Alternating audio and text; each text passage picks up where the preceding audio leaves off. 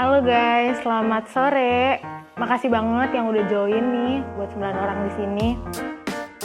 Jadi kita tuh mau live nanti jam 3. Cuman ini pembukaannya aja dulu.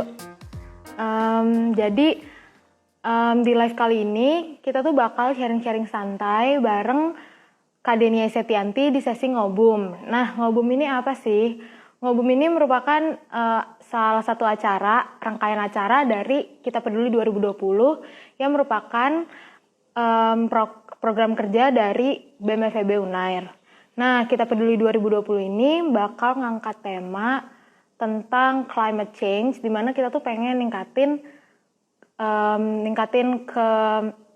kepedulian teman-teman semua terhadap kelestarian lingkungan. Nah,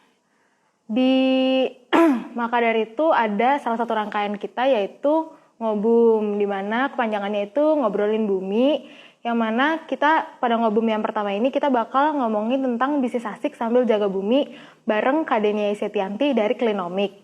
Nah, teman-teman yang belum tahu mungkin sama Klinomik itu apa, mungkin nanti abis live ini bisa banget kepoin IG-nya Klinomik yang udah dipin di komen, karena isinya tuh konten-konten yang menarik, tentu saja juga bermanfaat.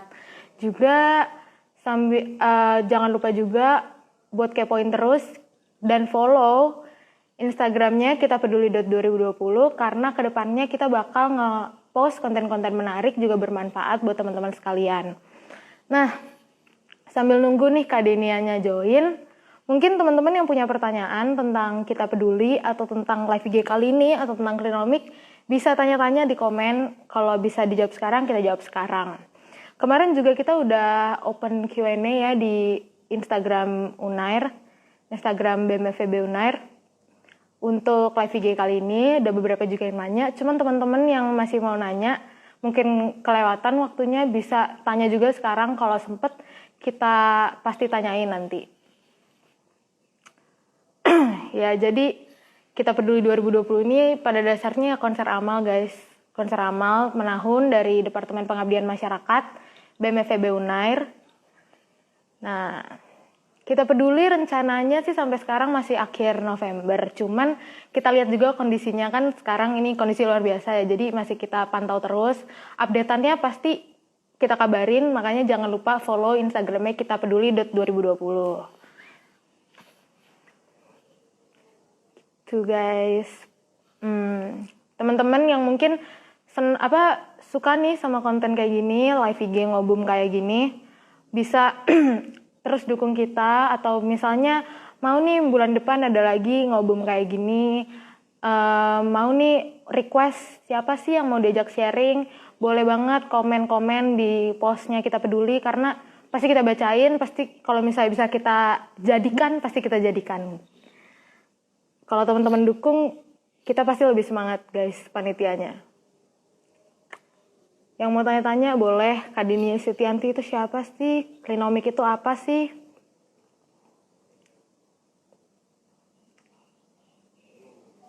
Kita sambil pasang lagu aja kali ya guys, sambil nunggu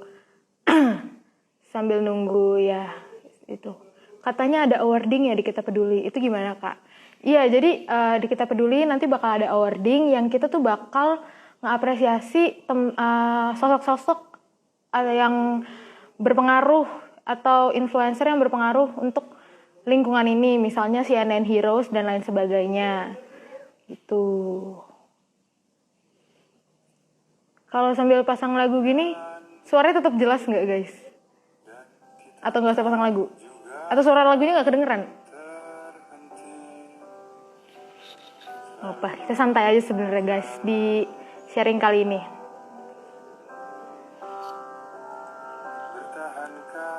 Oke, Kak Denianya udah join nih kayaknya.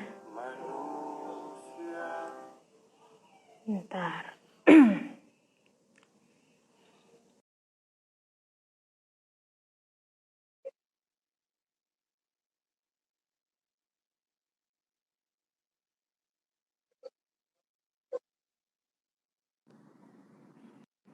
Halo, selamat sore Kak Denia. Apa kabar?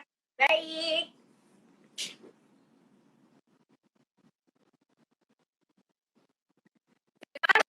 Suaranya kedengeran jelas nggak Kak? Agak putus-putus sih, Kak. Coba kita tunggu bentar. Sekarang? Sekarang jelas. Nah, ya ini udah mulai jelas nih. Mungkin aku mulai dari perkenalan aku dulu kali ya, Kak. Sebelum sharing-sharing kali ini. Jadi kenalin, aku Gia dari FEB sebagai salah satu perwakilan dari kepanitiaan Kita Peduli sebagai moderator di sini. Panggil aja Gia, Kak, atau Gi.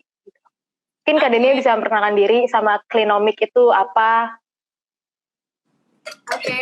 Hai teman-teman, aku Denia, founder dan CEO-nya Klinomik. Jadi Klinomik itu adalah singkatan dari Clean Economic, sebuah website dan lifestyle brand yang banyak ngebahas tentang dan mengkampanyekan hidup yang lebih sadar karbon sama mendukung perekonomian hijau di Indonesia. Jadi kayak kita punya hashtag cuan lestari, jadi cuan, mengejar cuan, tapi sambil melestarikan alam gitu basically.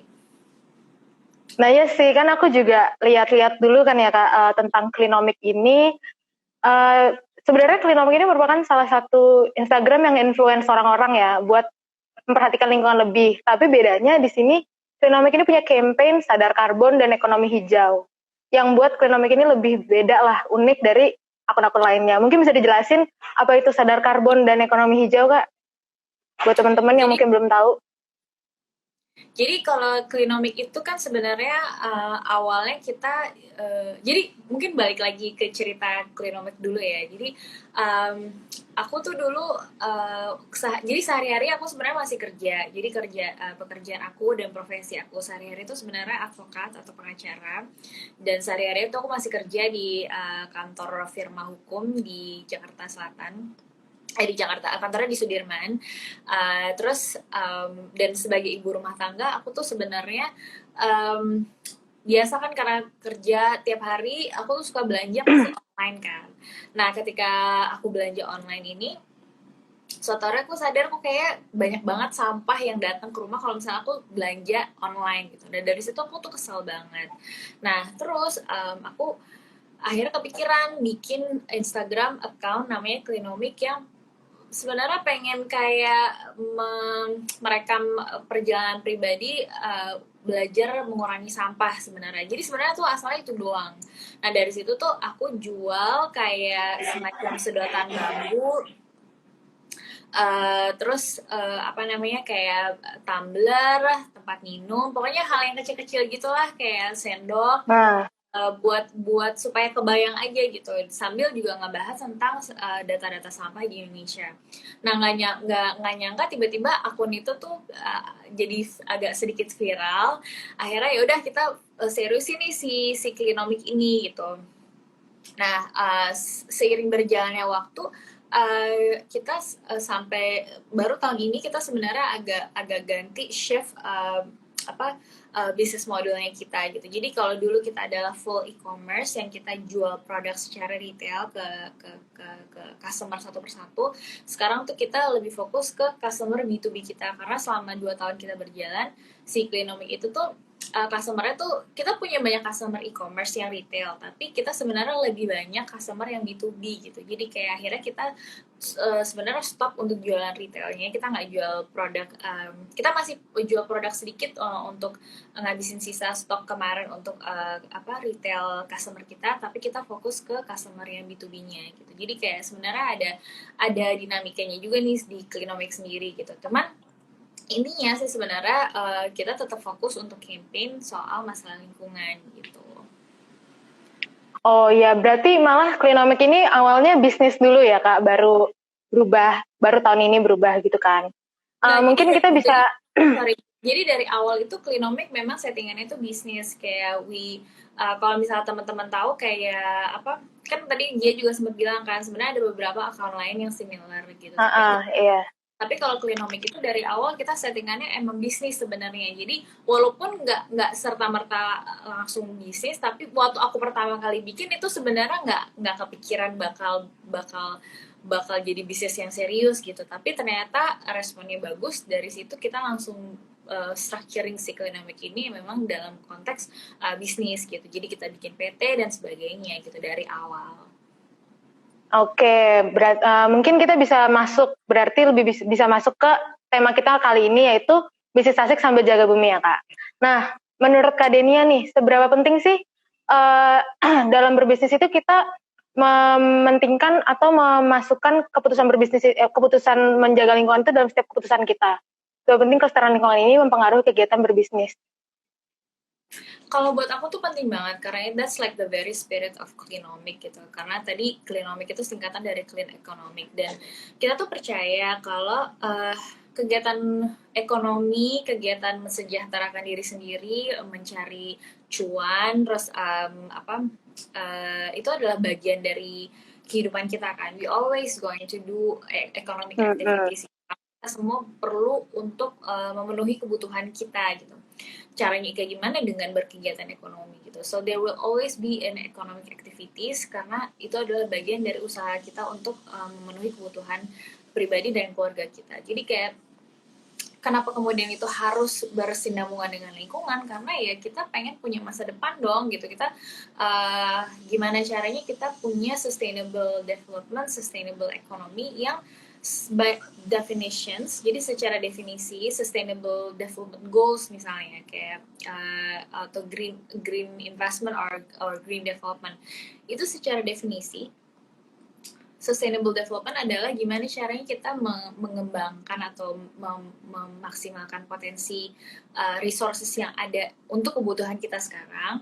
Tapi gimana caranya dengan melakukan itu kita tidak mengorbankan kebutuhan masa depan masyarakat yang ada di masa depan gitu. Jadi that's like the very definition of sustainable development gitu. Nah, itu penting kenapa? Karena kita pengen supaya anak-anak kita nanti, anak-anak Gia nanti dan anak-anaknya kalian yang generasi yang akan datang itu juga punya selanjutnya ya berkelanjutan kan kehidupan yang sama baiknya atau bahkan justru kalau bisa lebih baik dari kita gitu. Makanya kegiatan ekonomi itu penting untuk bisa bersinambungan dengan lingkungan karena we will always do an economic activities anyway dan we want to make sure that the future generations have the same opportunity and good health environment that we already have now gitu. Nah iya, berarti pentingnya itu berarti untuk demi kita sendiri sebenarnya, untuk kita sendiri, baik lagi untuk kita sama generasi kita berikutnya.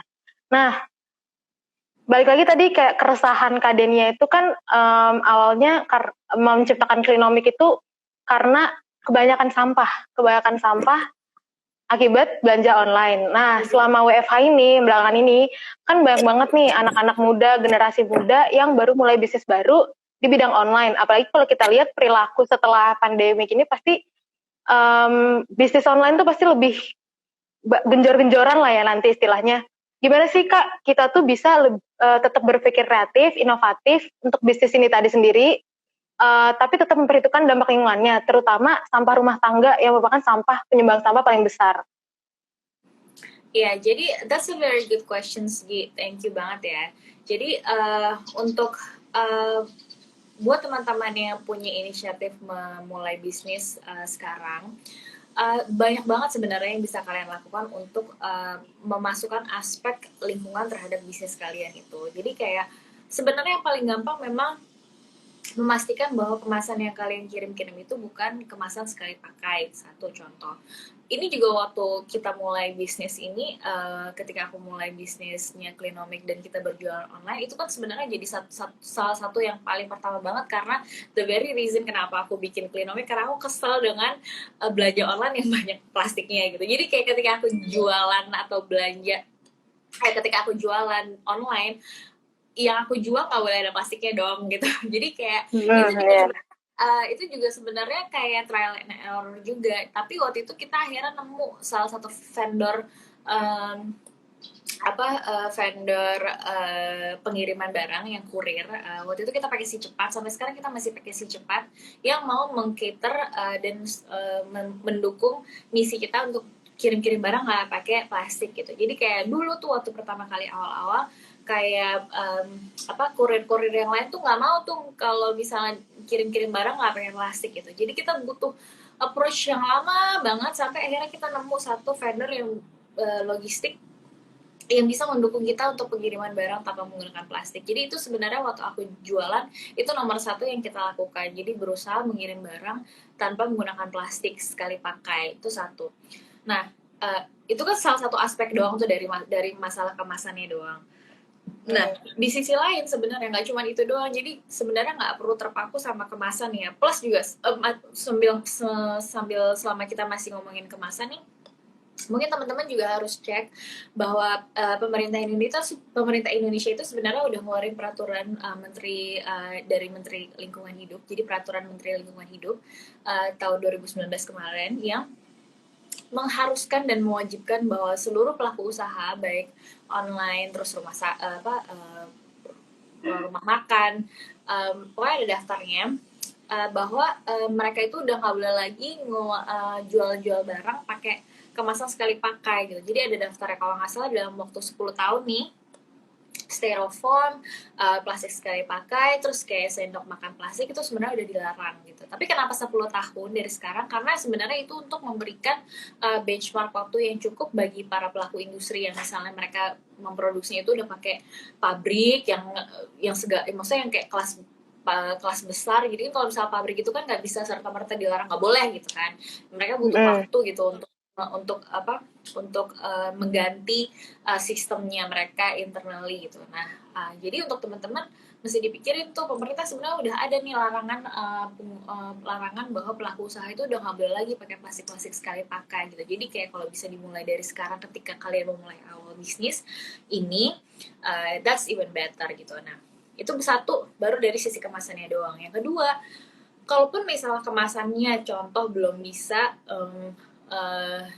menggunakan plastik yang sekali pakai, at least sebisa mungkin kalian memberikan misi-misi hijau, pesan-pesan hijau kepada customer-nya. Contoh misalnya, guys jangan lupa kalau misalnya udah selesai dipakai kemasannya disimpan, dibersihin, terus dikirim ke bank sampah ya gitu. Jadi kayak sisipkanlah si pesan-pesan itu ke customer kalian, and I think that's the very least thing that you can do untuk membangun bisnis yang lebih peduli lingkungan. Terus itu yang kedua. Terus yang ketiga,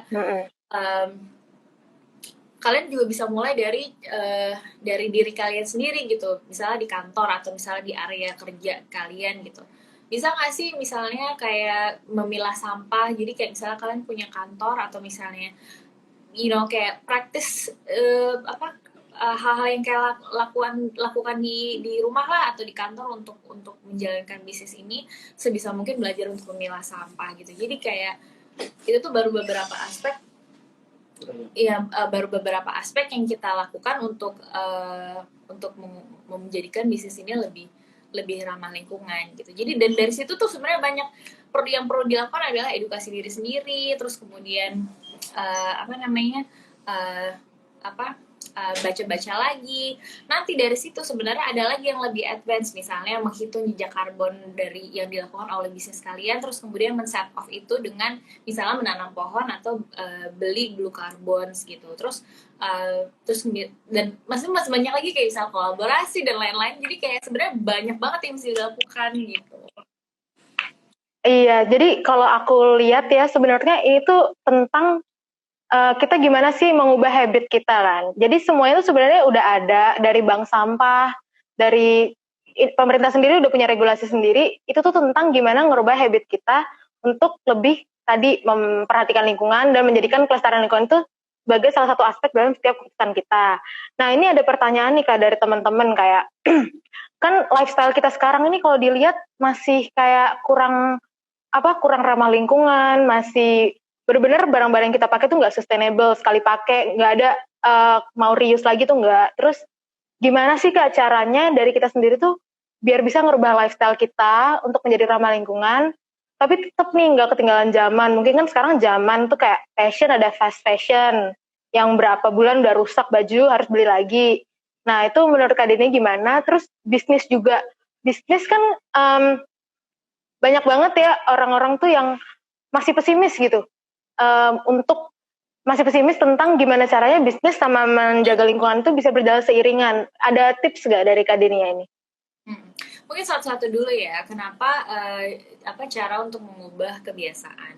Kalau menurut aku nomor satu yang harus dilakukan sebenarnya kita akan berusaha untuk berubah kalau kita tahu gitu masalah yang terjadi itu apa. Dan aku selalu bilang masalah sampah masalah sampah itu kebanyakan terjadinya tuh karena kita nggak peduli gitu, karena nggak di depan mata, sampahnya nggak numpuk di depan rumah kamu sendiri, so you don't care because it's not your problem gitu. Jadi kayak mentality it's not in my backyard gitu, jadi kayak itu bukan di halaman rumah gue, jadi bukan masalah gue gitu. Nah, padahal sebenarnya yang perlu kita sadarin adalah setiap kali kita buang sampah ke tempat sampah, meskipun dalam beberapa jam aja itu sampahnya itu nanti diangkut sama tukang sampah kamu atau orang di kantor apa di orang di sekolah apa segala macam, itu kamu tuh sebenarnya sudah menciptakan suatu masalah yang gak akan selesai gitu. Ini ada azan gak apa-apa ya? Iya gak apa-apa Kak. Terus apa namanya, dan sampah itu kemudian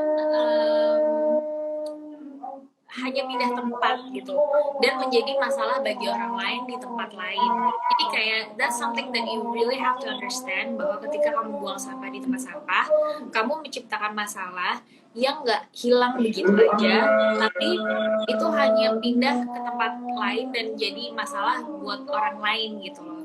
Dan ketika kalian belajar lebih lanjut gitu apa yang terjadi di Bantar Gebang misalnya atau di TPA lain, yang itu tuh harus kita sadarin gitu bahwa itu sebenarnya bagian dari masalah yang kita ciptakan loh gitu. Jadi dan itu kemudian berakibat luar biasa buat orang lain gitu. Misalnya kayak contoh gini, jadi kita tuh yang harus kita bangun pertama memang membangun empati ya, dan kadang-kadang mungkin itu nggak gampang kan kalau misalnya kita nggak ngalamin sendiri. Dan aku sih berharap jangan sampai ada teman-teman yang mengalami pengalaman buruk tapi those things happens gitu. Contoh gini misalnya, ada salah satu cerita yang pernah kita tulis juga di blog tentang sahabat aku sendiri yang dia itu jatuh dari tangga gara-gara ada orang buang gelas aqua masih ada airnya sembarangan di tangga. Gara-gara dia nginjak, dia jatuh, terus dia selama 10 tahun pinggangnya tuh sakit sampai harus dioperasi sekarang gitu. Itu kebayang gak sih? Jadi kayak itu simpel gara-gara orang malas gak buang sampah di tempatnya, and it affects other people in such a horrible way gitu loh. Terus yang kedua itu salah satu contoh cerita itu, yang ceritanya itu ekstrim banget sih, cuman tapi itu salah satu adalah hal-hal dampak yang sebenarnya bisa terjadi akibat hal simpel yang orang lain lakukan gitu. Contoh yang kedua adalah tahun lalu ada petugas kebersihan di Bandung yang meninggal karena ketusuk bekas tusukan sate pas dia lagi bersihin sampah di Bandung. Jadi gara-gara kita kita buang tusuk sate, si petugasnya ini ketusuk kakinya, terus dia jadi meninggal karena penyakit tetanus gara-gara itu gitu. So masa itu tuh hal simpel bahwa apa yang kita lakukan, sampah yang kita buang tuh sebenarnya bisa berdampak bagi orang lain gitu. Dan masalah sampah di Indonesia itu juga udah, dan di dunia itu udah luar biasa banget gitu sebenarnya. Tau gak sih kayak kalau misalnya teman-teman perhatiin ya dan kalian kumpulin, coba deh sekali-sekali kumpulin berapa banyak sampah organik aja yang kalian hasilkan selama 1 bulan misalnya. Rata-rata kalau misalnya di data selama 1 minggu orang Indonesia itu menghasilkan 2,5 kilo sampah satu orang gitu. Bayang nggak kalau misalnya sebulan dan setahun dan bertahun-tahun gitu. Jadi kayak akumulasikan tuh udah luar biasa banget gitu. Jadi yang memang nomor satu dilakukan adalah membangun empati, karena kalau kita nggak peduli ya sampai kapanpun ya nggak akan peduli dan nggak akan berubah gitu. Jadi kayak nomor satu yang dipelajarin ya kita harus aware dulu, belajar mengetahui masalahnya apa dan bangunlah empati itu. Dan aku tahu itu nggak gampang karena kita sekarang ini tuh harus bersaing konten dengan konten-konten receh dan aktivitas lain gitu. Maksudnya kayak selama ini dalam satu hari kita spend so much time di handphone kita, TikTok kan, Instagram, apa segala macam, YouTube, games dan lain-lain, dan akhirnya kadang-kadang informasi atau pengetahuan-pengetahuan dan informasi yang penting-penting kayak gini tuh jadi kelewat gitu, atau misalnya pun baca tapi nggak kepikiran gitu, karena otak kita tuh harus bersaing dengan konten-konten lain yang selalu kita konsumsi setiap hari gitu. Jadi kayak kalau aku bilang sih, kalau misalnya aku bisa kasih tips buat teman-teman gimana caranya, adalah sisihkan waktu kalian untuk belajar gitu, belajar tentang masalah ini, di antara waktu kalian untuk mengkonsumsi berbagai macam konten di luar sana gitu. Jadi kayak tolong sisihkan waktu kalian misalnya 10 menit atau setengah jam atau ya 2 menit sehari untuk mempelajari hal-hal yang seperti ini gitu. Karena kalau kalian nggak tahu, kalau kalian nggak menyisihkan waktu, you will never know and you will never gonna care gitu loh. Ini benar-benar menyadarkan peduli, banget sih ya. kalau nggak tahu nggak bakal peduli dan nggak bakal berubah gitu. Iya, benar banget. Jadi kayak aku aja baru denger nih kisah-kisah yang dari Kadenia ini, kayak oh iya berarti sampah itu benar-benar merugikan lah, istilahnya merugikan kalau misalnya kita nggak pay attention ke masalah-masalah ini dari sekarang. Nah, dari sini kan berarti kita tuh benar-benar harus pertama mengedukasi diri sendiri gitu ya Kak, mengedukasi. Dan yang aku salut dari Klinomik ini, konten-kontennya itu menyesuaikan dengan selera masyarakat zaman sekarang, kayak masuk ke podcast, terus konten-kontennya juga dikemas di TikTok segala macam gitu kan. Itu benar-benar membuat Klinomik ini bisa lah mengikuti selera kaum muda, yang mana kita mau mereka tuh jadi agen perubahan lah. Nah, ini tuh ada pertanyaan juga, gimana sih Kak caranya mendukung pelaku usaha yang peduli lingkungan? Cara mendukung pelaku usaha yang peduli lingkungan, atau mungkin ada juga tips-tips untuk pelaku usaha yang peduli lingkungan ini, gimana caranya mereka biar bisa tetap bertahan di mana sekarang itu orang-orang masih banyak yang nggak perhatian lah tentang bidang ini gitu. Ya, jadi salah satu tujuan kita sebagai Klinomik untuk sebagai tujuan kita sebagai platform ya, as a media platform, Klinomik tuh tujuan kita adalah kita pengen banget mendukung pelaku usaha yang peduli lingkungan dengan cara mengedukasi masyarakat supaya peduli lingkungan, dan mengedukasi masyarakat juga untuk mendukung si pelaku usaha yang peduli lingkungan gitu. Karena aku juga bilang sama teman-teman, aku selalu bilang sama audiens kita, the only way si pelaku usaha ini bisa bertahan kalau kita support mereka gitu. Jadi kayak aku selalu bilang sama teman-teman, ketika misalnya gini, ketika kalian memerlukan sesuatu gitu, of course yang nomor satu harus dipikirkan adalah sebenarnya sebelum beli nih kita pikir dulu perlu apa enggak sih gitu. Kalau misalnya nggak perlu-perlu banget, nggak usah beli gitu. Tapi kalau misalnya kalian memang perlu dan pengen beli, nah sebisa mungkin belilah barang-barang itu di perusahaan yang atau brand-brand yang peduli lingkungan. Contoh misalnya, kalian perlu, kita nih cewek-cewek suka beli lipstick kan misalnya, atau make up gitu. Nah, cari nih makeup lokal misalnya yang punya misi terhadap lingkungan misalnya. Jadi contoh ada brand A sama brand B gitu ya, sama-sama jualan lipstick, sama-sama Instagramnya juga lucu banget gitu misalnya. Tapi brand yang satu selain jualan lipstick selain jualan lipstick, mereka misalnya punya program mengembalikan kemasan terus dapat poin gitu. Terus misalnya satu lagi enggak. Brand yang pertama suka ngebahas tentang suka bikin penggalangan dana untuk hal-hal yang berkaitan dengan lingkungan, yang satu lagi enggak gitu.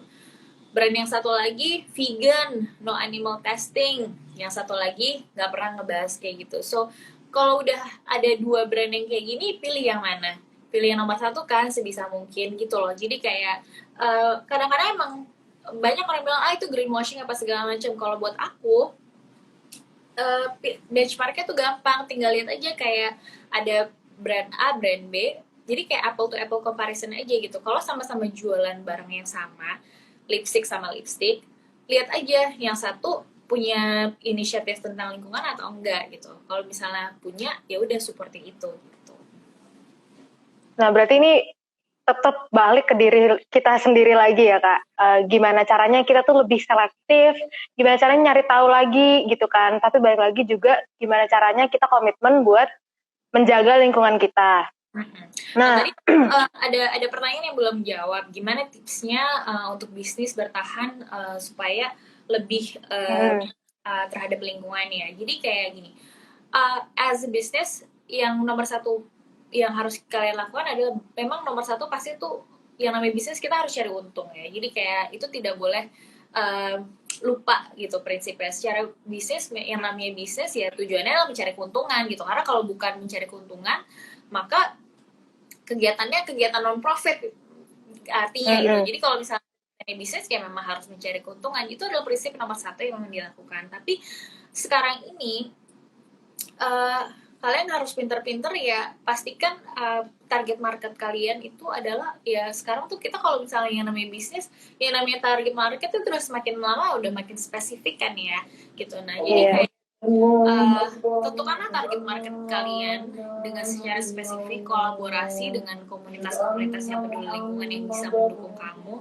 dan edukasi terus customernya gitu dan menurut aku dengan kalian sebenarnya gini generasi milenial dan ke bawah generasi milenial dan generasi konsumen yang paling besar nih sekarang ini sebenarnya kalau misalnya ada kok risetnya bahwa semakin kesini tuh semakin banyak orang yang peduli lingkungan. Jadi kayak dulu waktu 2-3 tahun lalu aku mulai clean up nggak ada ya orang yang ngomongin zero waste. Now zero waste is pretty much everywhere gitu loh. Jadi kayak terus edukasi customer kalian dan kalau aku sih percaya kayak rezeki itu nggak kemana dan as long as you have a very clear goal, specific goals, you can actually focus on that gitu.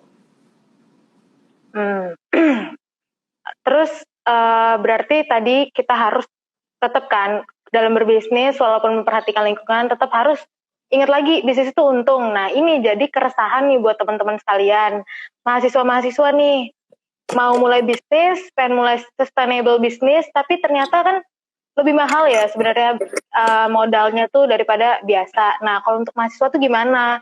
Dan gimana tuh kita mempertimbangkan apa saja indikator-indikator untuk memulai bisnis green business inilah biar tetap untung gitu. Jadi gini, untung rugi itu kan sebenarnya aku nggak mau bilang relatif, tapi kan sebenarnya tergantung kayak bisnis model yang dipilih kalian tuh apa ya. Jadi kayak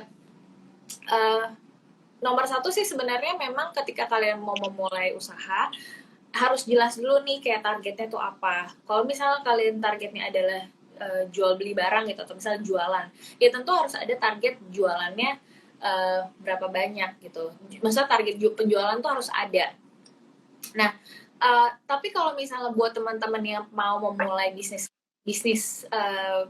yang lebih peduli lingkungan, sebenarnya banyak yang bisa kita lakukan gitu. Aku pernah bikin satu tulisan tentang memulai bisnis yang ramah lingkungan. Jadi kayak dan kalau misalnya kalian mentok soal modal, hal yang pertama kalian bisa lakukan tuh sebenarnya banyak kok bisnis yang sebenarnya nggak harus pakai modal di awal gitu ya. Contoh misalnya kayak content creator gitu. Content creator bikinin konten, jualan konten atau social media management bikin kampanye itu tuh bukan bikin konten deh. Itu basically adalah jenis bisnis yang sebenarnya bisa kalian mulai tanpa menggunakan modal kan. Tapi kontennya aja yang kalian fokuskan dalam masalah lingkungan gitu. Misalnya contoh gitu. Dan itu udah salah satu contoh bisnis model yang bisa kalian lakukan tanpa modal. Itu satu. Yang kedua misalnya jadi jualan dropshipper gitu. Jadi kayak misalnya ada beberapa brand-brand brand-brand yang peduli lingkungan kayak misalnya aku tahu Green Money Shop. Nanti kalian bisa lihat di Instagram. Itu dia punya program dropship atau reseller misalnya yang kalian nggak perlu keluarin modal di awal contoh atau misalnya kayak Tokopedia itu kan sebenarnya ada kan kayak misalnya Tokopedia Buy Me itu yang kalian bisa dapat apa kalian bisa dapat komisi dari referensi rekomendasi produk yang kalian rekomendasikan di Tokopedia gitu. Itu kalian cari aja Tokopedia by me misalnya. Nah nanti kalian bisa tuh pilih produk-produk yang misalnya yang kalian tahu bisa membantu gaya hidup peduli lingkungan. That's another samples of doing business without tanpa modal gitu misalnya. Jadi kayak sebenarnya banyak gitu yang bisa kita lakukan gitu. Dan kalau misalnya terpentok sama modal ke bisnis yang namanya bisnis ramah lingkungan itu mahal atau enggak, menurut aku enggak gitu, karena tergantung mahal itu tuh sebenarnya patokannya itu apa gitu. Karena kalau misalnya kalian memulai suatu bisnis tentu harus ada modal gitu, dan modalnya berapa itu variatif banget tergantung bisnis yang kalian pilih gitu. Jadi kayak apa, nggak bisa dipatok oh ini mahal ini murah, karena kan tergantung jenis bisnis yang kalian bisnisnya ya. Nah selanjutnya itu Kak, berarti kan mahal atau enggaknya, ada modal atau enggak, sebenarnya itu bukan kendala ya buat kita tuh untuk mulai sustainable business ini, karena baik lagi cari tahu lagi, ternyata banyak cara sebenarnya buat mulai bisnis di bidang inilah yang ramah lingkungan. Nah, Kak Denia ini sendiri kan tadi bilang Klinomik ini akhirnya sekarang berbentuk PT ya. Nah, mungkin bisa diceritain Kak, perjalanannya itu gimana, prosesnya apa aja, apakah perbedaannya tuh ada gitu, keluh kesahnya untuk menjadi sebuah PT itu gimana dari green bisnis ini, biar teman-teman tuh bisa percaya juga sebenarnya untuk memulai bisnis di bidang yang lebih memperhatikan lingkungan itu bisa juga menjadi besar gitu. Iya, jadi kalau aku kan mungkin karena aku backgroundnya kan corporate lawyers ya, jadi kayak pekerjaan sehari-hari aku itu memang memberikan advice hukum untuk misalnya kayak investor asing yang mau bikin perusahaan di Indonesia gitu misalnya. Jadi kayak emang udah sehari-hari tuh kerjaannya advising on corporate matters dan pendirian PT gitu. Jadi kayak aku tuh nggak terlalu ngerasa kesulitan banget waktu itu ngerjain itu gitu, karena aku tahu jadi gini prinsipnya, kalau misalnya kita jualan kita punya bisnis nih, misalnya bisnisnya itu mau diseriusin. Kalau misalnya bisnis yang mau serius banget, ya emang harus bikin PT. Kenapa? Karena kalau misalnya bisnis itu udah mulai menghasilkan suatu revenue atau income atau ada profitnya, itu kan kalian harus bayar pajak nih. Jadi bukan bisnis yang peduli lingkungan ya, semua bisnis tuh harus bayar pajak gitu. Jadi kayak itu harus dipahamin dulu gitu. Nah, kalau misalnya kalian takut, aduh tapi ini belum tahu berhasil atau enggak, dan it's okay, kayak ya udah cobain dulu sedikit demi sedikit, pakai usaha pribadi dulu, rekening pribadi apa segala macam.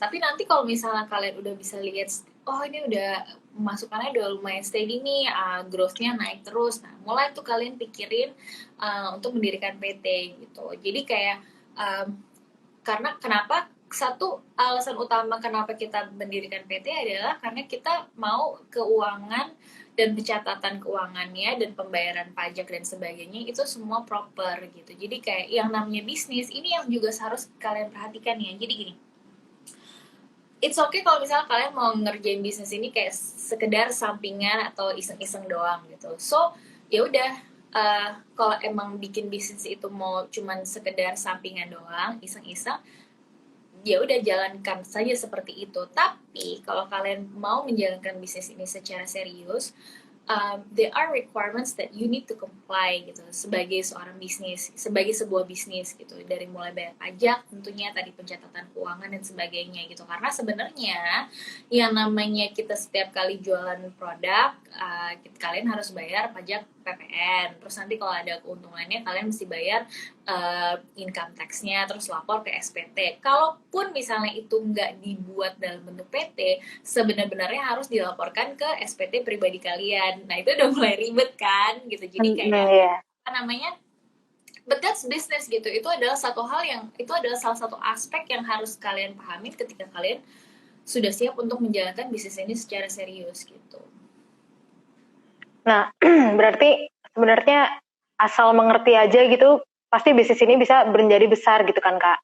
Nah, Kak Denia sendiri, itu kan tadi bilangnya Kak Denia, dan aku udah nge-search juga nih, Kak Denia itu lawyer, lulusan dari universitas di Australia, di bidang hukum. Nah, apa sih yang bikin Kak Denia ini, um, apakah ada yang dikorbankan dalam memulai bisnis ini di bidang hukum yang Kak Denia awalnya jalanin lebih dahulu, apa gimana? Terus, ya itu sih Kak, apa sih motivasinya Kak Denia tuh fokus ke bidang ini gitu, dari dibanding Ya, di hukum tadi. jadi tadi aku udah bilang, aku sebenarnya sehari-hari pekerjaannya tuh memang masih masih aku pekerja sehari-harinya masih berprofesi sebagai pengacara gitu. Jadi Klinomik ini adalah bisnis yang aku jalani di luar kegiatan aku sebagai praktisi hukum aku sebagai pengacara. Dan kenapa aku bisa ngejalanin bisnis ini karena aku punya tim gitu. Jadi kayak aku ngerjainnya nggak sendiri. So that's one of the other tips yang kalian bisa lakukan ketika kalian mau memulai bisnis gitu. Satu hal yang juga aku pelajari dan aku pelajarin dari awal, sometimes kita nggak bisa ngerjain semua sendiri gitu, apalagi waktu kita terbatas gitu. Kayak misalnya aku punya pekerjaan kantoran dari jam 9 sampai jam 5 kadang lebih, aku punya anak dua, plus di sisi lain juga misalnya aku punya kerjaan yang mesti aku urus untuk klinomik misalnya. Jadi kayak waktu tuh sedangkan terbatas banget gitu. Nah, salah satu caranya adalah kita emang harus punya tim gitu. Cari partner, cari bisnis partner yang bisa sejalan ngerjain ini, dan alhamdulillah aku punya punya tim yang dari awal ngerjain ini bareng aku gitu. Jadi kayak akhirnya kita bisa ngejalanin bareng-bareng dengan cara membagi tugas gitu. Jadi kayak emang kuncinya adalah kolaborasi, kerjasama, dan dedikasi sih gitu. Kalau misalnya pengorbanan yang bisa aku bilang tentu waktu ya. Jadi kayak apa? Hmm, karena waktu terbatas, jadi harus pintar-pintar gimana caranya mengurus waktu kita supaya bisa ngejalanin semua gitu. Tapi you have to kalian harus harus harus ingat bahwa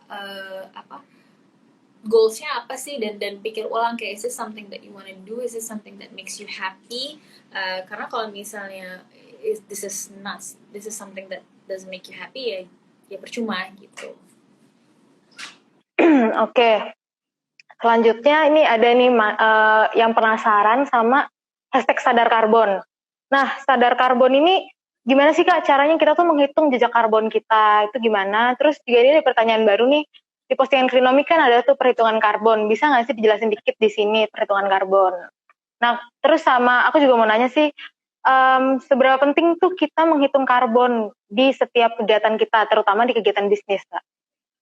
Ya, jadi gini, kalau untuk cara ngitung jejak karbon, kalian bisa ngeliat di website partners kita, Carbon Ethics, carbonethics.org. Di situ tuh ada kalkulator karbon yang bisa kalian pakai. Terus kemudian ada juga aplikasi namanya Capture. Jadi kalian bisa lihat Capture misalnya kalian Google Capture app, di situ tuh ada aplikasi yang bisa menghitung jejak karbon, termasuk dari jejak karbon makanan yang kalian konsumsi gitu. Dan si Capture app ini tuh kayak aplikasi buat olahraga gitu loh. Jadi kayak kalau misalnya kan ada kan, kalau misalnya kamu olahraga, udah 10.000 langkah gitu misalnya, atau udah berapa kalori nih yang dihabiskan setelah berapa kalori nih setelah olahraga gitu. Nah, si Capture aplikasi ini itu sama mekanismenya kayak gitu, tapi yang dihitung adalah jejak karbon kalian gitu. Nah, kenapa itu penting? Karena itu kaitannya sama climate change kan. Jadi kalau misalnya teman-teman pernah dengar soal perubahan iklim, terus kemudian Paris Agreement, bahwa di negara-negara dunia ini tuh sudah punya kesepakatan bahwa kita semua itu harus memastikan kenaikan suhu di dunia itu nggak boleh lebih dari 1,5 derajat Celcius sampai 10 tahun ke depan gitu. Kenapa? Ketika kita sudah ketika suhu dunia itu naiknya lebih dari 1,5 derajat Celcius, maka kita akan sampai di titik yang kita udah nggak bakal bisa lagi balik lagi, dan itu efek terhadap lingkungan di dunia ini tuh udah domino efek dan udah nggak bisa dibalikin lagi gitu. Jadi kayak targetnya di dunia ini selama ini untuk jejak karbon adalah memastikan suhu dunia itu tidak naik lebih dari 1,5 derajat Celcius.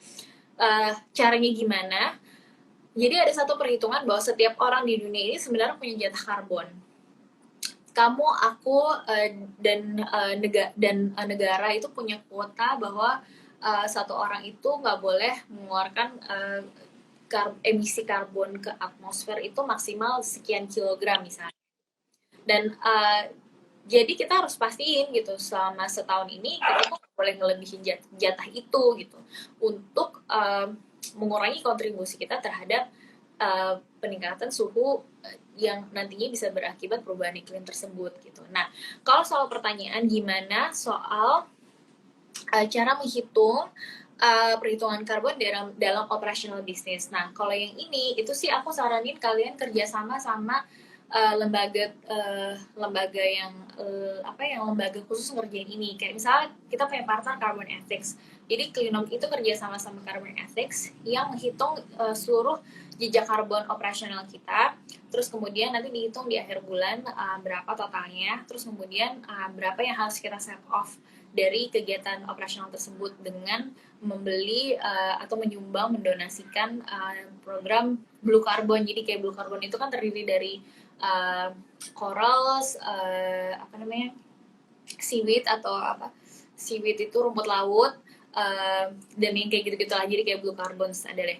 Nah, kalau aku sih saranin itu tuh kalian kerjasama aja sama partners kayak Carbon Ethics gitu, karena mereka yang punya mekanisme perhitungannya, dan itu tuh sangat teknis ya, karena yang dihitung kayak berapa kilometer, terus kayak jenis mobil yang digunakan untuk apa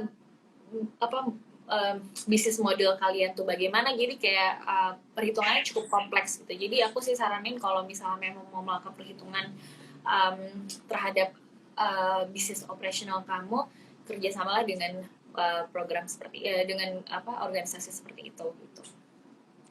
Kalau untuk diri sendiri gitu Kak, gimana sih cara kita meminimalisir karbon? Karena dari yang Kak Denia omongin ternyata serem juga gitu ya, dampak-dampak kalau kenaikan suhu karena kita tuh nggak perhatian gitu. Mungkin Kak Denia ada tips gitu meminimalisir karbon untuk kegiatan sehari-hari.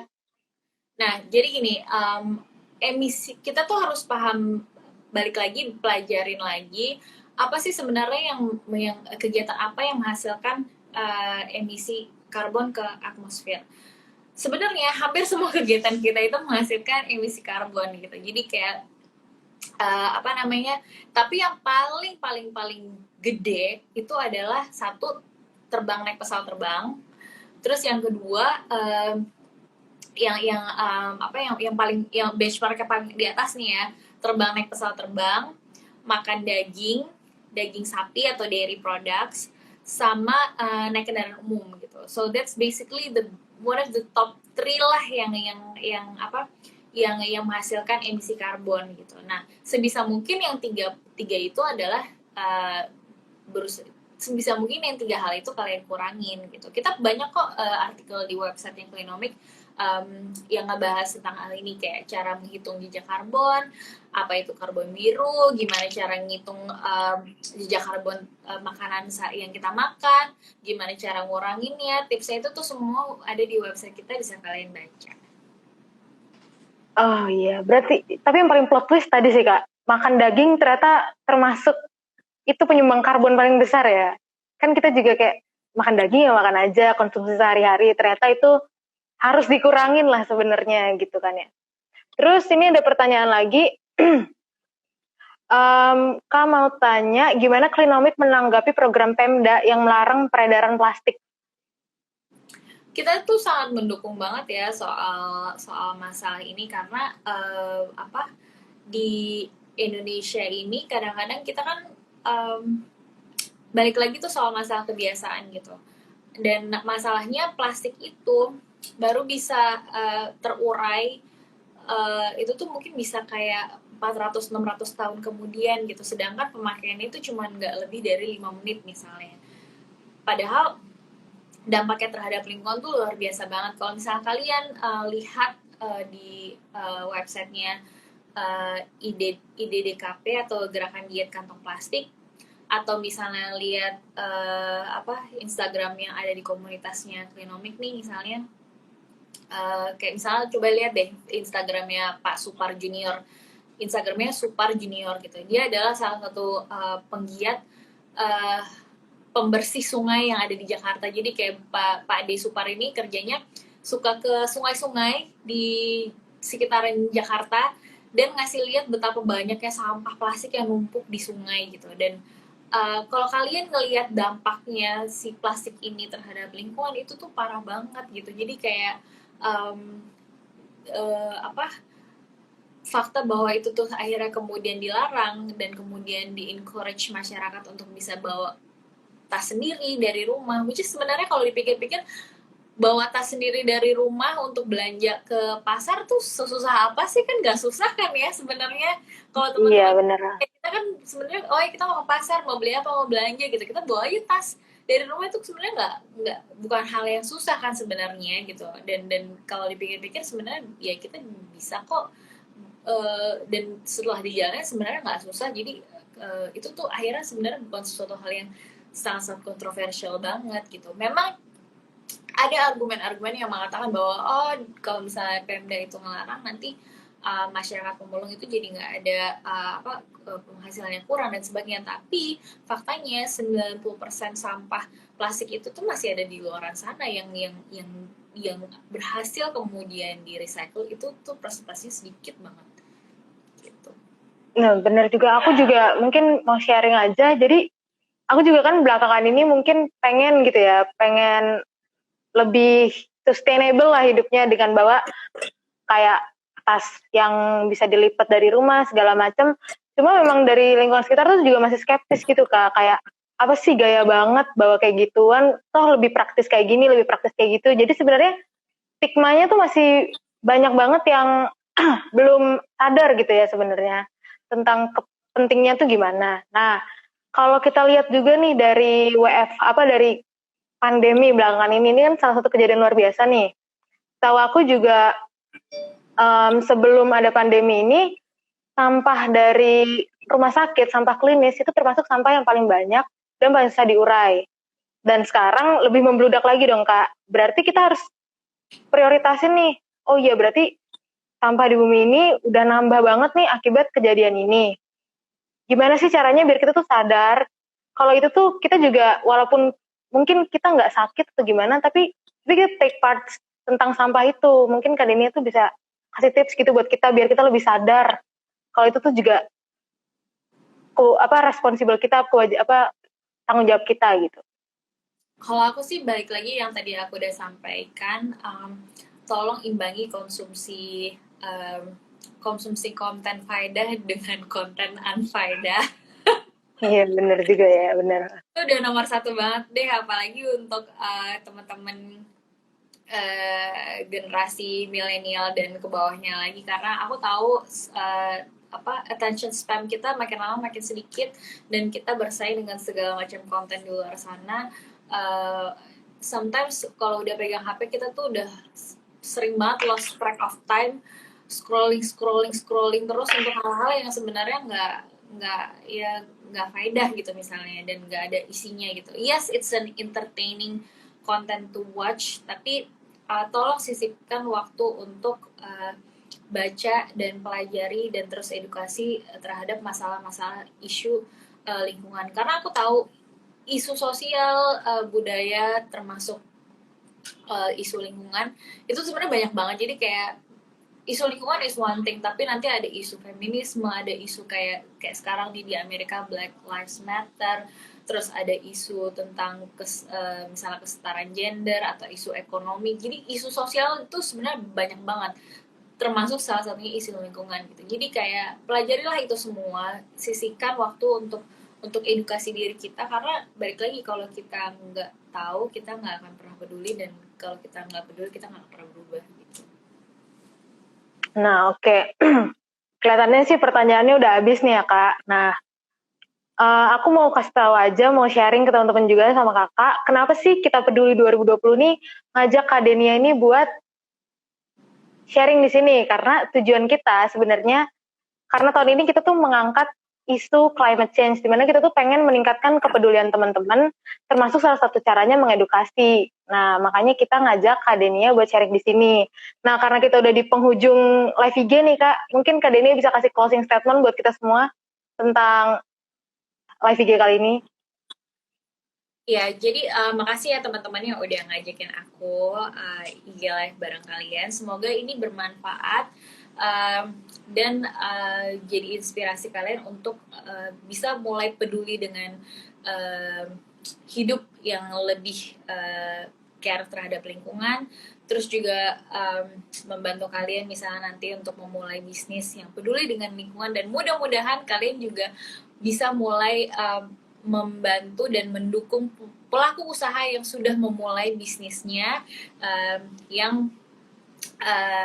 yang punya aspek kepedulian lingkungan dalam menjalankan lingkungan ini, karena dalam menjalankan bisnisnya. Dan aku pengen banget ngajak teman-teman bahwa isu lingkungan ini adalah isu yang penting banget untuk kita semua perhatikan, dan gak semua orang, dan kita tuh gak bisa semua ngejalaninnya sendiri. It has to be like a collective effort.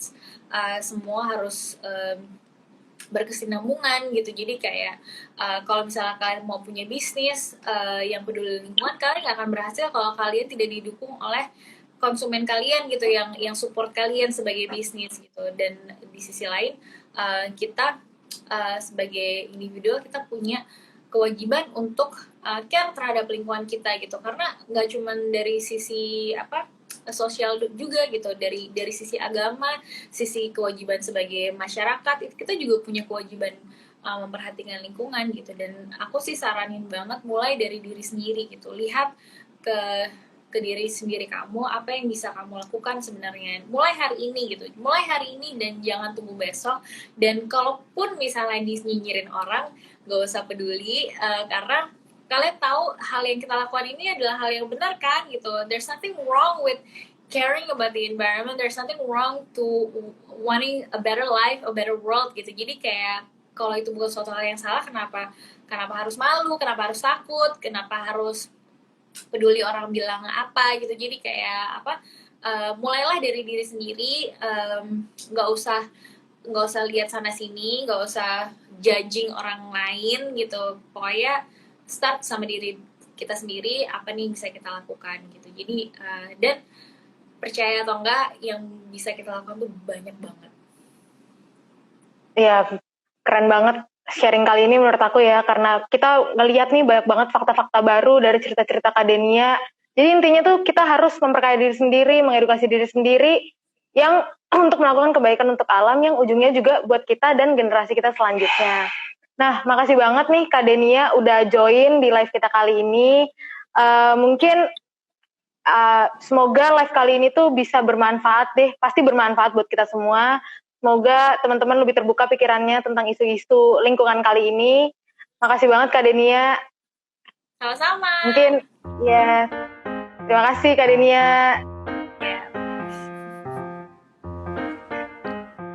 Oke. Mungkin teman-teman juga jangan lupa follow Clinomic, terus kepoin terus Clinomicnya. Ya, jadi ini kayaknya live-nya udah mau end ya. Udah mau end. 3 detik lagi Kak. Kenapa? Baru tahu ada limitnya. Ya, kita dari panitia terima kasih banget buat Kak Denia sama teman-teman juga yang udah nonton, udah nyempatin waktunya. Baik lagi kata Kak Denia, yang kita bisa lakuin tuh banyak banget.